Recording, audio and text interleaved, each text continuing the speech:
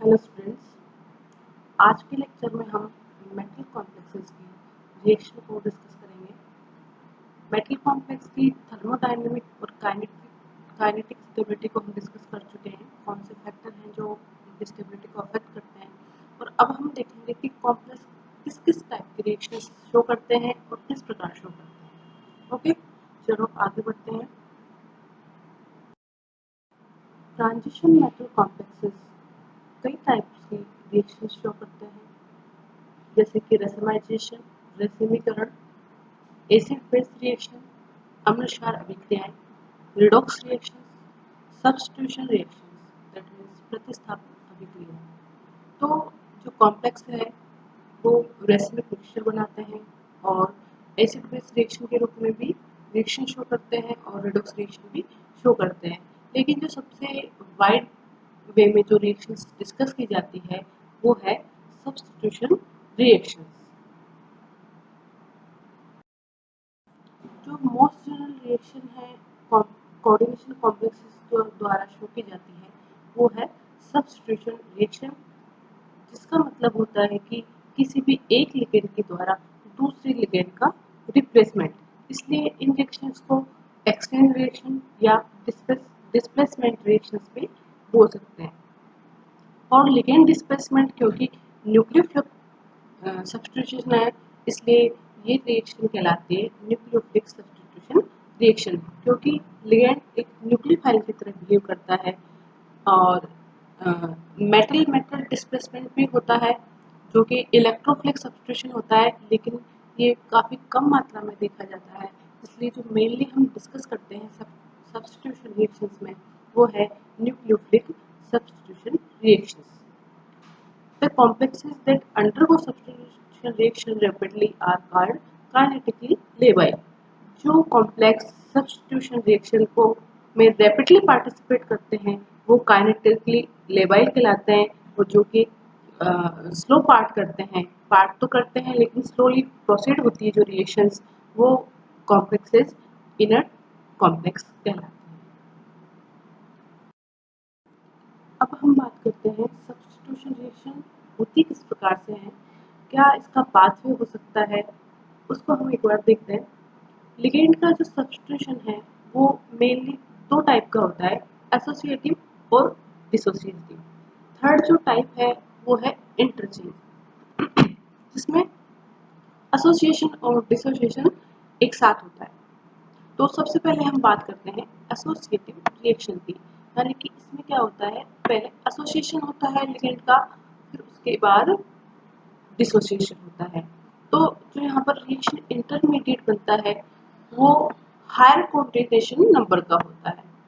Higher coordination number का इसलिए होता है क्योंकि इसमें पहले एसोसिएशन होता है, मतलब लिगेंड आने वाला लिगेंड जुड़ता है, और इसलिए इसका जो कोऑर्डिनेशन नंबर है वो रिएक्टेंट और प्रोडक्ट की तुलना में ज़्यादा होता है इंटरमीडिएट का। और एसोसिएटिव रिएक्शन मैकेनिज्म वो कॉम्प्लेक्सेस शो करते हैं जिनमें लोअर कोऑर्डिनेशन नंबर पाया जाता है, और इन रिएक्शन की जो रेट ऑफ रिएक्शन है वो एंट्रिंग ग्रुप यानी कि जो आने वाला लिगेंड है, जो अटैकिंग न्यूक्लियोफाइल है या अटैकिंग लिगेंड है, उस पर डिपेंड करता है। ओके, सेकंड जो मैकेनिज्म है वो है डिसोसिएटिव। इसमें पहले डिसोसिएशन होता है, फिर अटैकिंग जो लिगेंड है या न्यूक्लियोफाइल है अटैक करता है।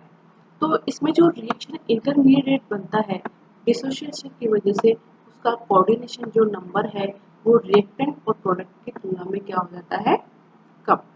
और जो ऑक्टाहेड्रल कॉम्प्लेक्स होते हैं उनमें स्मॉलर मेटल सेटल होता है, वो डिसोसिएटिव रिएक्शन शो करते हैं। ओके, और इनकी जो रेट है डिसोसिएटिव जो रिएक्शंस है वो डिपेंड करती है लिविंग ग्रुप पे, कि किस प्रकार से जो लिविंग ग्रुप है, लिविंग लिगेंड है, वो किस टाइप का है, और वो रेट किस प्रकार से डिसोसिएट होता है, उस पर डिसोसिएटिव रिएक्शन की रेट डिपेंड करती है। और तीसरा जो टाइप है मैकेनिज्म का वो है इंटरचेंज। इसमें दोनों प्रोसेस एक साथ होते हैं। तो एक बार हम मैकेनिज्म को डिस्कस करते हैं की गई है। आप यहाँ देख रहे हैं कि थ्री टाइप्स ऑफ रिएक्शन यहाँ पर शो की गई है। फर्स्ट है डिसोसिएटिव, ये भी 2 स्टेप की होती है और इन रिएक्शन को हम कैपिटल डी से डिनोट करते हैं। सेकेंड टाइप है एसोसिएटिव रिएक्शन, इसको हम कैपिटल ए से डिनोट करते हैं और ये रिएक्शन भी 2 स्टेप में कंप्लीट होती है। थर्ड है इंटरचेंज रिएक्शन और मैकेनिज्म, ये एक कंटिन्यूस प्रोसेस है। ओके, और इसको फिर से 2 कैटेगरी में कैटेगराइज किया गया है, आई टी एंड आई ए। उसको हम बाद में डिस्कस कर देंगे कि आई टी और आई ए का क्या मीनिंग है। सबसे पहले हम डिस्कस करते हैं डिसोसिएटिव। यहाँ पर एक कोई कॉम्प्लेक्स है MLNX और इस पर एक अटैकिंग न्यूक्लियोफाइल लिगेंड है जो इस पर अटैक करता है और लिगेंड को रिप्लेस करता है। डिसोसिएटिव में जो ये लिगेंड है X, सबसे पहले उसका डिसोसिएशन होता है और एक इंटरमीडिएट बनता है MLN, जिसका कि कोऑर्डिनेशन नंबर रिएक्टेंट और प्रोडक्ट दोनों से क्या होता है, कम। फिर इस पर जो एंटरिंग लिगेंड है, एंटरिंग न्यूक्लियोफाइल है, वो अटैक करता है और प्रोडक्ट का फॉर्मेशन करता है। ओके, तो इसमें जो मेन की फीचर है वो क्या है, इसमें डिसोसिएशन होता है फर्स्ट स्टेप में और एक्स जो लिगेंड है वो वहां से डिस्प्लेस हो जाता है। सेकंड है एसोसिएटिव रिएक्शन, इसमें पहले एसोसिएशन होता है और जो इंटरमीडिएट बनता है उसका कोऑर्डिनेशन नंबर रिएक्टेंट और प्रोडक्ट दोनों की तुलना में क्या होता है, ज़्यादा। उसके बाद में लिगेंड बनने के बाद में फिर एक जो लिगेंड है, इंटरमीडिएट बनने के बाद में एक जो लिगेंड है वो वहां से रिप्लेस हो जाता है। ओके, इंटरचेंज रिएक्शन में क्या होता है, इसमें एसोसिएशन एंड डिसोसिएशन दोनों साथ साथ चलते हैं। ये एक कंटिन्यूस प्रोसेस है। इसमें एक तरफ से तो जो एक्स लिगेंड जुड़ा हुआ है वो टूटने की कोशिश करता है, वो बॉन्ड ब्रेकिंग चलती है और बॉन्ड फॉर्मेशन दोनों एक साथ चलते हैं और हमें जो है प्रोडक्ट के रूप में न्यू कॉम्प्लेक्स का फॉर्मेशन की। यहाँ पर 3 टाइप के लिगेंड्स प्रेजेंट हैं। एक लिगेंड है X, एक है Y और कुछ लिगेंड है जो वहाँ पर स्पेक्टेटर की भूमिका में पाए जाते हैं। तो जो 3 टाइप्स ऑफ लिगेंड है उसमें Y लिगेंड को हमने एंट्रिक लिगेंड कहा है या अटैकिंग न्यूक्लियोफाइल कहा है। सेकेंड टाइप है X लिगेंड, वो होता है जो कि लीविंग ग्रुप के रूप में बिहेव करता है। और थर्ड होता है स्पेक्टेटर लिगेंड, ये वो स्पीसीज होती है जो ना ही तो एंटर करती है ना ही उस कॉम्प्लेक्स पे लीव करती है, यानी कि वो उसी कॉम्प्लेक्स पर बनी हुई रहती है रिएक्टेंट में भी और प्रोडक्ट में भी। तो और जो स्पेक्टेटर लिगेंड है वो स्पेशली जब ट्रांसपोजिशन पे प्रेजेंट होते हैं तो इनकी इम्पोर्टेंस काफ़ी बढ़ जाती है और इनको हम टी के रूप में प्रेजेंट डिनोट करते हैं और इसका इफेक्ट जो होता है वो ट्रांस इफेक्ट के रूप में जाना जाता है। उसको हम नेक्स्ट स्लाइड में डिस्कस करेंगे। सबसे पहले हम बात करते हैं mechanism of ligand substitution reaction in octahedral complex. Octahedral complexes में और स्क्वायर प्लेनर कॉम्प्लेक्स में दोनों में ही डिफरेंट मैकेनिज्म काम करते हैं। सबसे पहले हम डिस्कस करते हैं ऑक्टाहेड्रल कॉम्प्लेक्स में। तो इंटरमीडिएट किस नेचर का फॉर्म हो रहा है उसके अकॉर्डिंग यहाँ पर डिफरेंट टाइप ऑफ रिएक्शंस पाई जाती है। तो सबसे पहले है SN1 या यूनिमोलिकुलर न्यूक्लियोफिलिक सब्स्टिट्यूशन रिएक्शन या फिर हम कह सकते हैं डिसोसिएशन मैकेनिज्म। ओके, यहाँ पर 1 जो है वो यूनिमोलिकुलर रिएक्शन को डिनोट करता है। दैट मीन्स जो रेट ऑफ रिएक्शन है वो एक ही स्पीसीज पर डिपेंड करती है और ये फर्स्ट ऑर्डर रिएक्शन है। Okay, N means nucleophilic and S mean substitution reaction.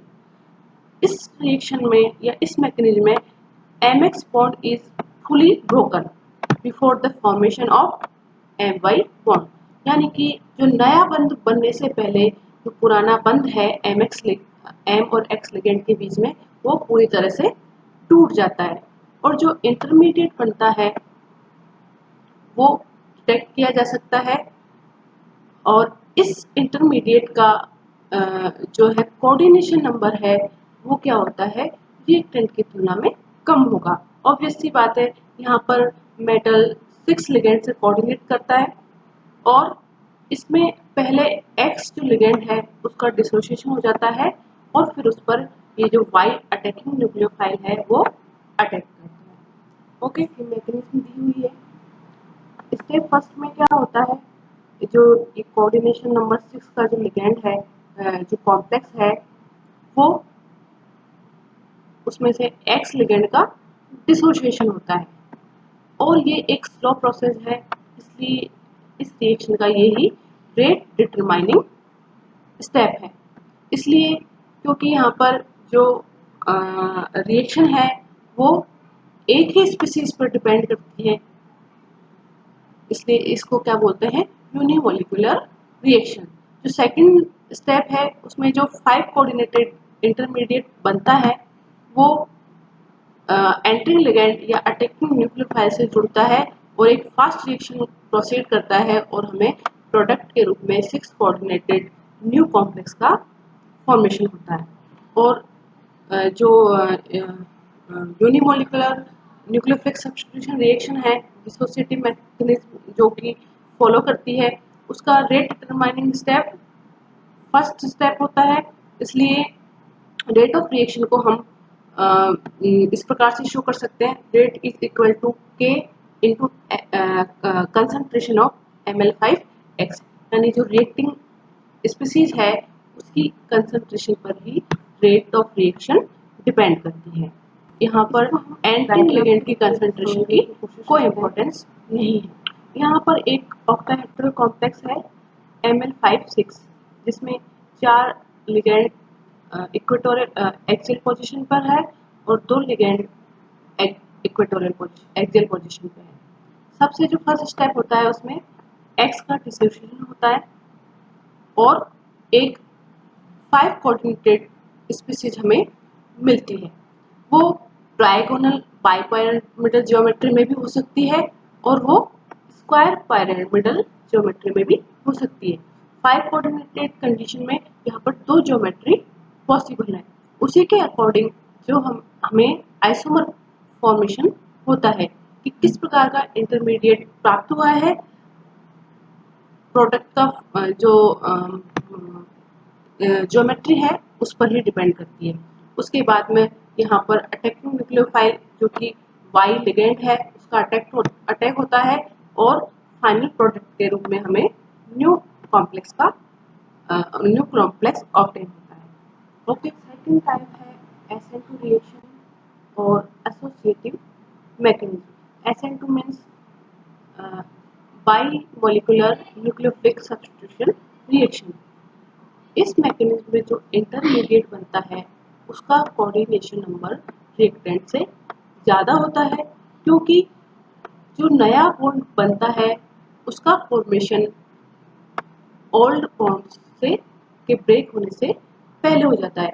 That means MX bond की ब्रेकिंग से पहले ही MY बॉन्ड फुली फॉर्म हो जाता है। और ये रिएक्शन 2 स्टेप में होती है। फर्स्ट रिएक्शन में जो एंट्रिंग लिगेंड है वो उस पर अटैक करता है। ये एक स्लो प्रोसेस होता है, इसलिए इस स्टेप को हम रेट डिटरमाइनिंग स्टेप कहते हैं। और ये रिएक्शन 2 स्पीसीज की कंसंट्रेशन पर डिपेंड करता है, जो है कि वो है रिएक्टेंट और attacking nucleophile, that means Y। इसलिए ये रिएक्शन कहलाती है बाई मोलिकुलर रिएक्शन। और जो इंटरमीडिएट बनता है वो 6 कोऑर्डिनेटेड होता है और सेवन कोऑर्डिनेटेड होता है और हाईली अनस्टेबल होता है। तो जो सेकंड स्टेप होता है वो बहुत ही फास्ट होता है और ये फास्ट रिएक्शन के रूप में जो ओल्ड बॉन्ड है M और X लिगेंड के बीच में वो डिसोसिएट हो जाता है और नया प्रोडक्ट फॉर्म हो जाता है। तो इस प्रकार से हम देखते हैं कि ये जो रिएक्शन है वो सेकंड ऑर्डर रिएक्शन है और इसमें भी 2 स्टेप्स इन्वॉल्व होते हैं। इसलिए इसकी रेट ऑफ रिएक्शन को हम इस प्रकार से लिख सकते हैं कि rate is equal to K into concentration of reactant and concentration of entering और अटैकिंग न्यूक्लियोफाइल और लिगेंड। ओके, का वो है इंटरचेंज मैकेनिज्म, या फिर हम इसको बोल सकते हैं कंसर्टेड पाथ, और इसको हम कैपिटल आई से डिनोट करते हैं।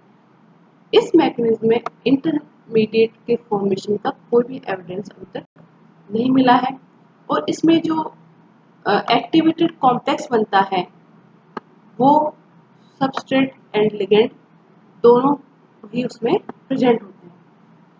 इस मैकेनिज्म में टू टाइप है। फर्स्ट है इंटरचेंज एसोसिएटिव, जिसे कि हम आई स्मॉल ए से डिनोट करते हैं, और सेकंड है इंटरचेंज डिसोसिएटिव, जिसको आई स्मॉल डी से रिप्रेजेंट करते हैं। और यहाँ पर जो एसोसिएटिव और डिसोसिएटिव टर्म का हमने एडिशनल यूज किया है, उसका क्या मीनिंग है? वो मीनिंग ये है, अगर इंटरचेंज एसोसिएटिव रिएक्शन है तो यहाँ पर क्या होता है कि bond making is more important than bond breaking. That means जो रिएक्शन है वो एंटरिंग ग्रुप की प्रेजेंस पे भी, या उसके जो नेचर है, एंटरिंग ग्रुप का नेचर है, अटैकिंग लिगेंड न्यूक्लियोफाइल का जो नेचर है उस पर भी डिपेंड करेगी। मतलब हम यहाँ पर बॉन्ड फॉर्मेशन या बॉन्ड मेकिंग को ज़्यादा इम्पोर्टेंस देंगे। सेकेंड टाइप है इंटरचेंज डिसोसिएटिव। इसमें एंटरिंग ग्रुप का जो नेचर है उस पर रिएक्शन डिपेंड नहीं करती, rate of reaction entering group के नेचर पर डिपेंड नहीं करता। यहाँ पर हम बॉन्ड ब्रेकिंग, क्योंकि डिसोसिएटिव टर्म का यूज किया है, तो बॉन्ड ब्रेकिंग को बॉन्ड फॉर्मेशन से ज़्यादा इम्पोर्टेंस यहाँ पर देंगे। एनर्जी प्रोफाइल डायग्राम दिए गए हैं इस टाइप के रिएक्शंस के। तो सबसे पहले हम देखते हैं पोटेंशियल एनर्जी और रिएक्शन कोऑर्डिनेट के बीच में डायग्राम।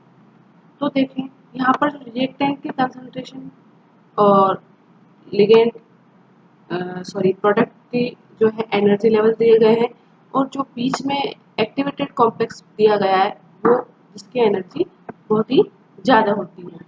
अब जो ये एक्टिवेटेड कॉम्प्लेक्स बन रहा है उसमें बॉन्ड ब्रेकिंग डोमिनेंट है या बॉन्ड फॉर्मेशन डोमिनेंट है, उस आधार पर दो एनर्जी प्रोफाइल और दिए गए हैं।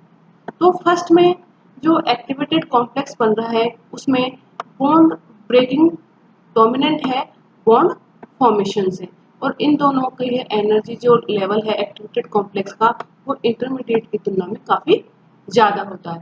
सेकंड प्रोफाइल है उसमें बॉन्ड फॉर्मेशन प्रोसेस डोमिनेंट है रादर देन बॉन्ड ब्रेकिंग, और इसमें भी आप देख रहे हो कि जो इंटरमीडिएट है उसकी